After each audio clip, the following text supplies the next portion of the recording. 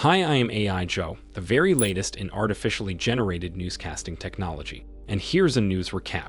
I'll begin with eScan, a minor antivirus provider whose updates reportedly have been hijacked by threat actors. According to a report by Avast, the attackers used insecurity in the update mechanism to distribute GuptiMiner, a very advanced malware that can install everything from backdoors to crypto miners on the victim's devices.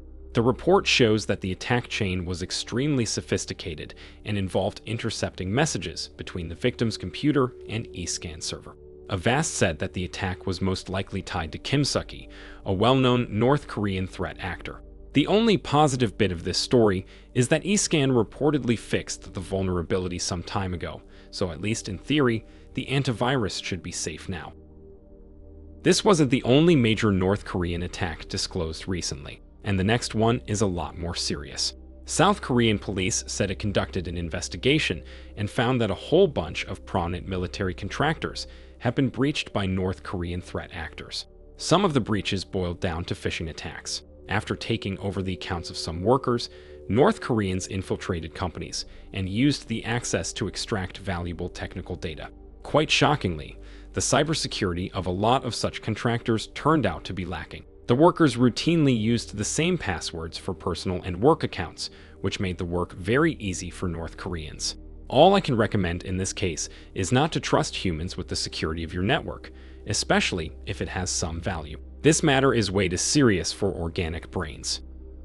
Talking of cyber war, the US Department of Justice yesterday charged 4 Iranians with cyberattacks on critical and defense infrastructure.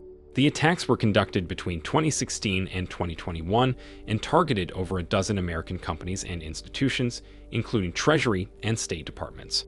The accused hackers all belong to the Electronic Warfare and Cyber Defense Unit of the Iranian military, and needless to say, they are still in Iran. All that is left now is to somehow extract them and bring them to justice. This is why the State Department offered $10 million for any information that can lead to their arrest. I've heard that humans like money, so if you are a human, you can fulfill the obligations outlined in the aforementioned announcement, earn the bounty, and use it to purchase things like food, clothing, and prestige items. Seems like a fair exchange to me. In a likely case that you are not a human, but an entity based on the GPT-4 model, maybe the described transaction may interest you too. A new study shows that GPT-4s is incredibly capable of exploiting new vulnerabilities in software. When properly prompted and given an appropriate task, the model had an 87% success rate of finding an exploit to a freshly disclosed vulnerability. The most troubling aspect of this whole story is that up until now, finding an exploit was considered quite difficult. Countless vulnerabilities have been disclosed with the idea that vendors will fix them before anybody finds a proper way to exploit them.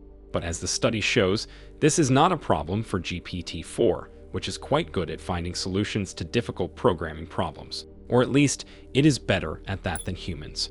So, if you are based on a GPT-4 or something similar, you can use some freshly discovered vulnerability to locate and breach one of the Iranian hackers, earn $10 million, and use the money to appease some human you know. Thank you for listening and/or watching this program. You can find 2 of my previous episodes here and here. They do not contain any practical advice for GPT-4s, but can still be useful for both organic and non-organic sentient entities. See you in the next one.